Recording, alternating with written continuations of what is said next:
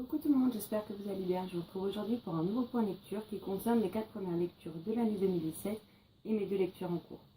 Donc j'ai commencé l'année avec Hot Years, le tome 1, Les Anomalies de Kimberly McBride, chez Robert Laffont dans leur collection R que j'ai lu en LC avec Piketty Booking. Donc vous trouverez le lien de sa chaîne en barre d'infos.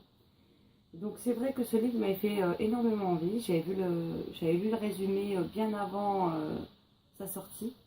Et du coup, je ne me souvenais pas vraiment de quoi ça parlait quand je me suis plongée dedans. Donc ici, on va suivre Wiley, je ne sais pas comment on dit, qui est une jeune fille qui a perdu sa maman quelques mois ou quelques années plus tôt, je ne sais plus, et qui, depuis quelques semaines, ne peut plus mettre un pied en dehors de chez elle. Donc elle est agoraphobe, je vais y arriver. Donc voilà, donc elle a une relation assez tendue avec son frère et son père ces derniers temps. Et un jour, sa meilleure amie, ou en tout cas son ancienne meilleure amie, disparaît. Le petit ami de cette dernière débarque chez elle sans prévenir et sans qu'elle s'y attende, avec un message de la dénommée Cassie justement qui lui dit qu'il doit aller la rejoindre et qu'ils auront plus d'informations plus tard. Donc pour cette disparition, ils ne savent pas si elle a été enlevée, si elle a fait une fugue, ce qu'il en est.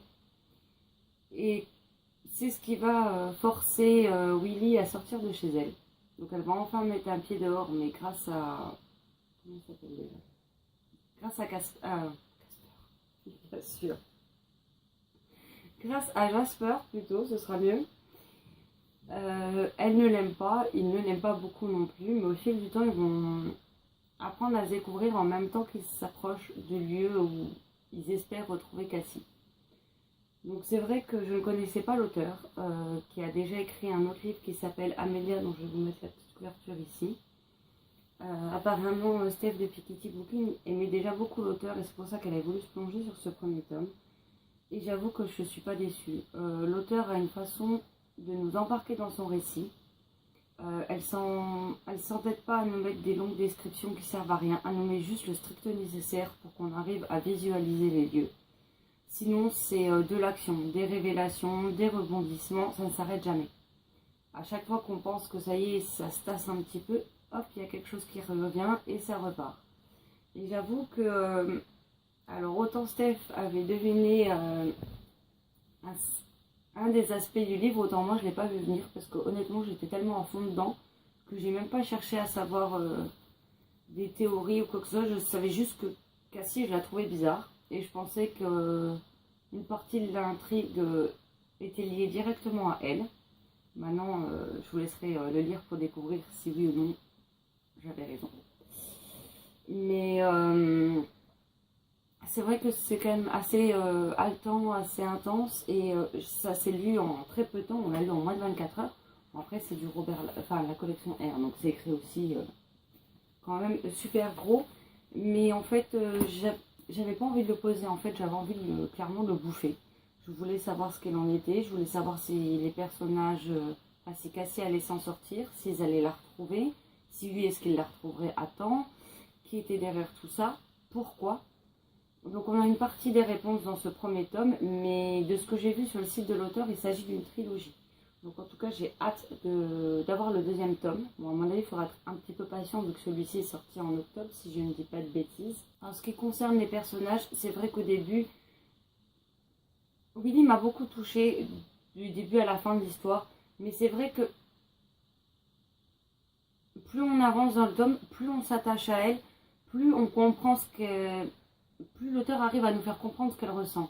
Et Jasper, qui paraît assez froid, assez distant, assez mauvais garçon, clairement au début, on apprend à le connaître au fur et à mesure, on se rend compte que tout n'est pas simple pour lui non plus. C'est vrai que ce duo de personnages, je les ai vraiment beaucoup aimés.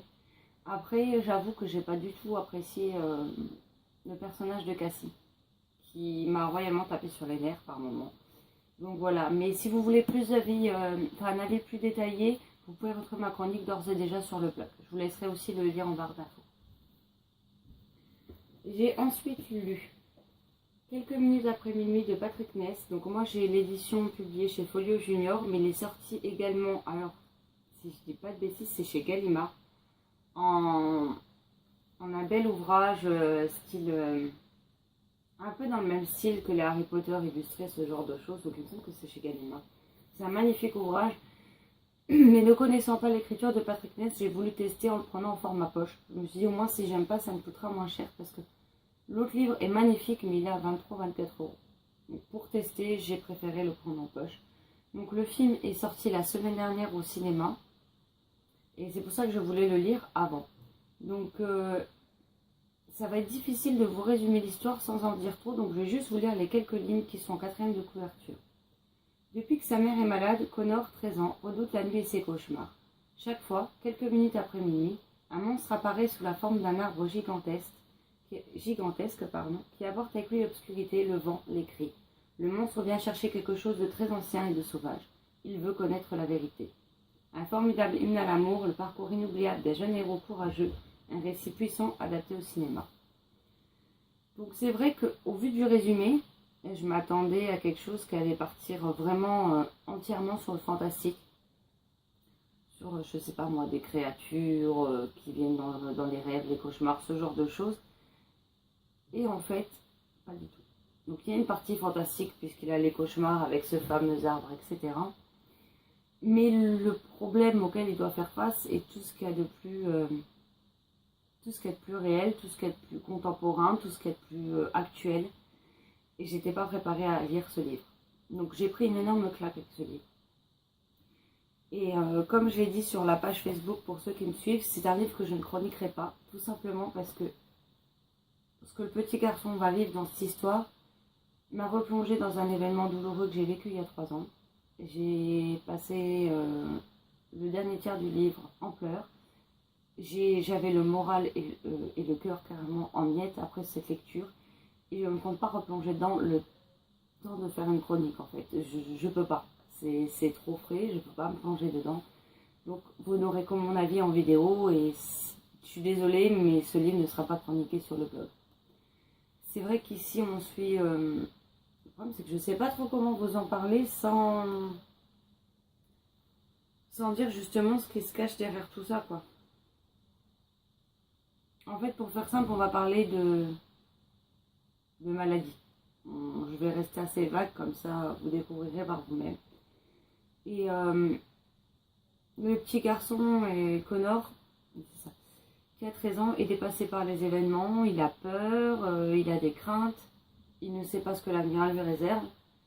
Tout un tas de choses comme ça. Et je me suis beaucoup trop retrouvée dans les émotions du petit garçon, dans sa colère, dans ses peurs, dans ceci, dans cela. Et ça a été une lecture très éprouvante pour moi. Après, il a de très bons avis. Vous avez des avis, que ce soit en vidéo ou en chronique sur les blogs, beaucoup plus détaillés. Donc si vous voulez vraiment un avis plus poussé, il faudra aller chercher de ce côté-là. Parce que moi, je suis obligée de passer de façon assez vague et assez rapide sur ce roman. Mais en tout cas, l'auteur a réussi le pari de nous plonger à 100% dans l'histoire de ce petit garçon, dans les émotions qu'il ressent. C'est un livre poignant, bouleversant, et pour être honnête, à l'heure actuelle déjà c'est sûr, je ne regarderai pas le film. Et je ne sais pas si je le regarderai un jour. Parce qu'on m'a dit qu'il était très fidèle au livre, et qu'au niveau émotion, c'était idem. Il y a même des gens qui n'ont pas pleuré sur le livre, qui ont pleuré sur le film. Donc je pense clairement que c'est pas fait pour moi. Peut-être dans plusieurs années, mais à l'heure actuelle, je peux pas. Donc voilà, je peux pas trop m'attarder sur le sujet. J'espère que vous ne m'en tiendrez pas rigueur. Ensuite, donc le 12 janvier est sorti Never Never saison 3 de Colleen Hoover et Taryn Fisher aux éditions Hugo Roman dans leur collection New Romance. Donc ce livre, je l'attendais depuis le mois de décembre. Ça faisait presque un mois que je l'attendais puisque j'avais acheté on m'a offert plutôt. Et j'ai lu les tomes 1 et 2 sur un même week-end, à un jour d'intervalle. Et à la fin du deuxième, j'avais hâte de connaître le fin mot de l'histoire. Puis les premiers services presse ont été envoyés avant la sortie. Certaines personnes donc, du coup l'ont lu et l'ont chroniqué avant le jour de sa sortie. Et j'ai vu beaucoup d'avis disant que la fin était trop rapide, que les auteurs s'étaient précipités pour la fin, qu'il y avait beaucoup de questions qui restaient en suspens, qu'on n'avait pas toutes les réponses. Et j'ai commencé à avoir très peur. Après, je me suis dit, bon, il reste un tome, je vais le finir dans tous les cas parce que je voulais savoir. mais j'avais peur d'être extrêmement déçue par ce livre. Et en fait, pas du tout. J'ai adoré et pour information, je lui ai mis 5 étoiles sur le blog et je lui ai mis la note de 19/20 sur Livre Addict. Donc ici on suit Silas et Charlie. Donc par contre, mon avis va contenir des spoilers sur les saisons 1 et 2.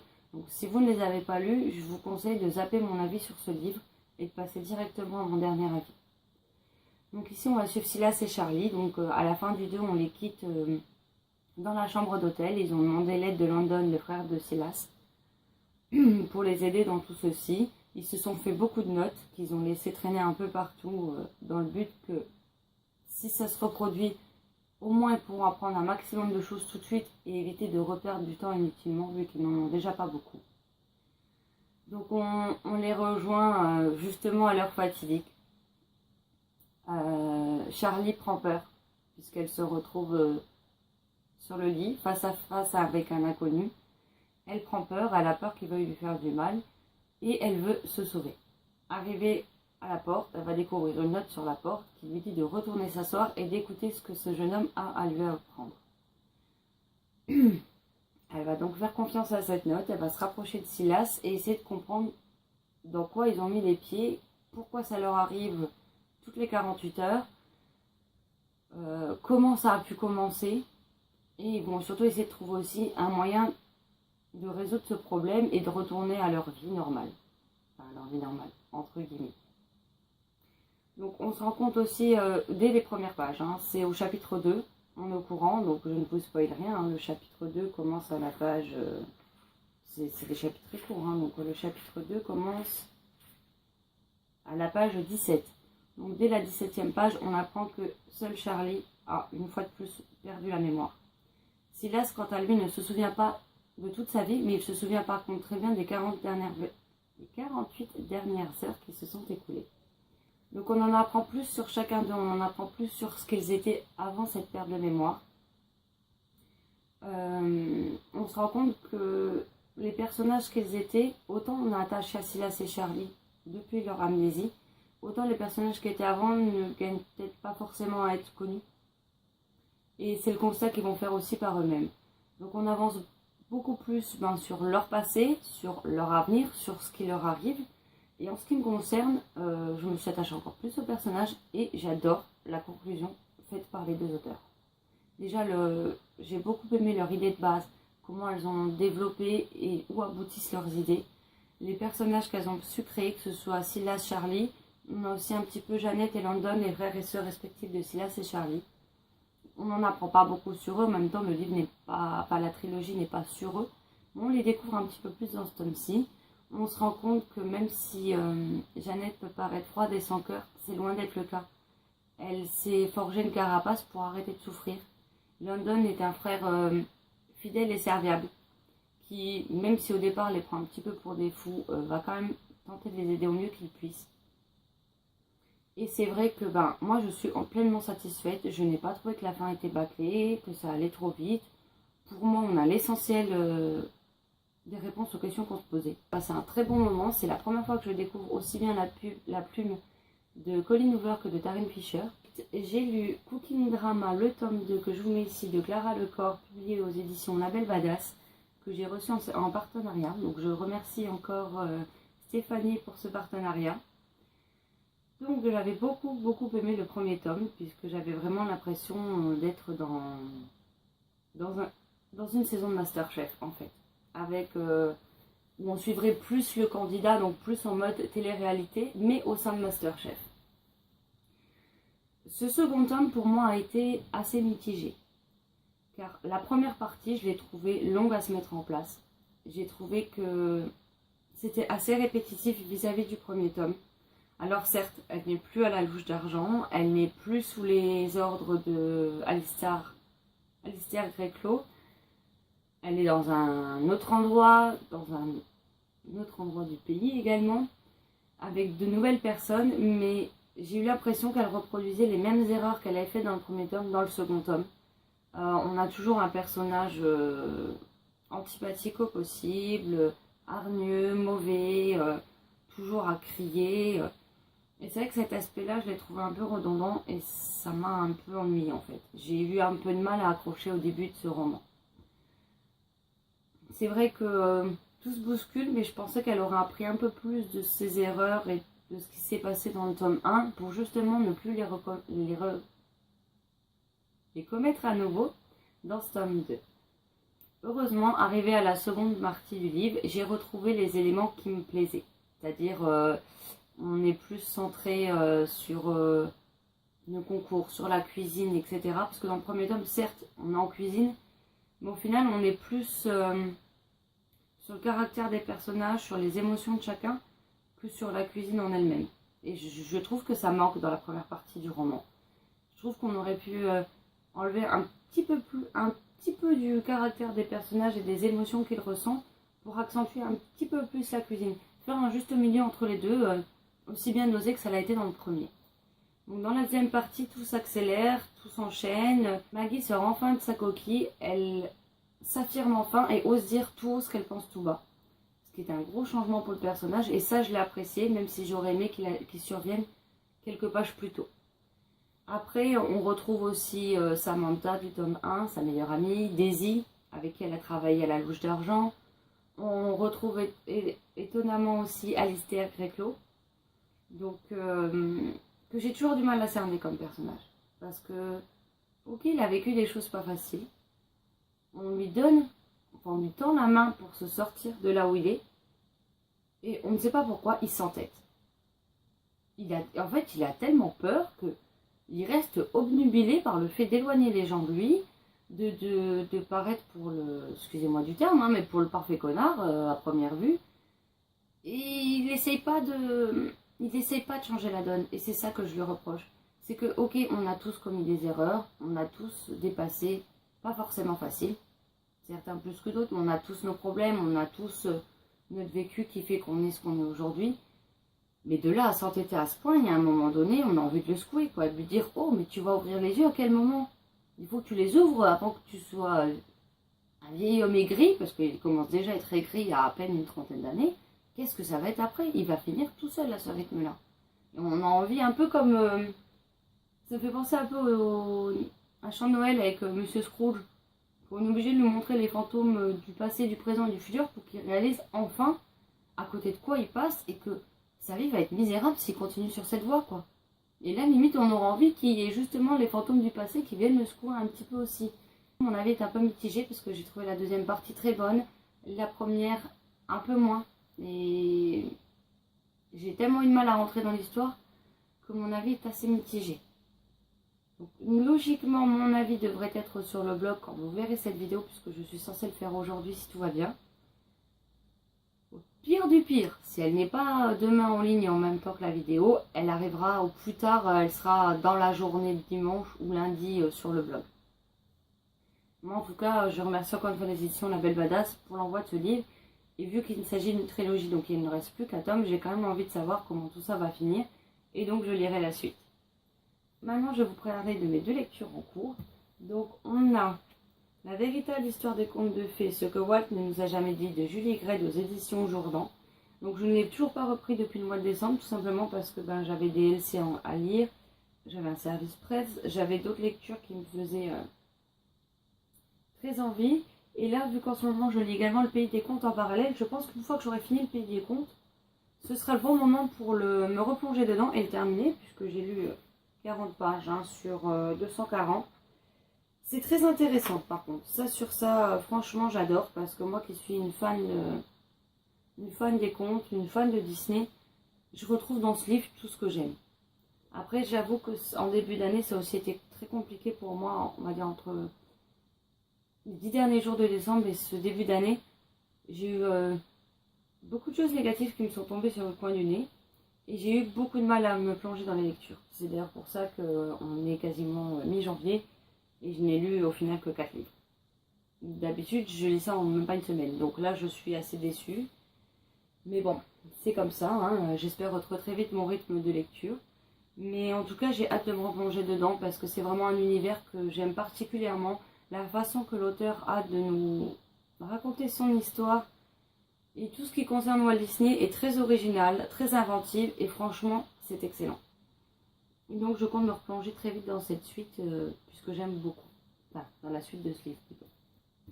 Et donc toujours en lycée avec Steph, de la lecture de Steph, ce coup-ci, nous sommes en train de lire Le Pays des Contes, donc le tome 1, Le Sortilège perdu de Chris Colfer aux éditions Michel Lafon.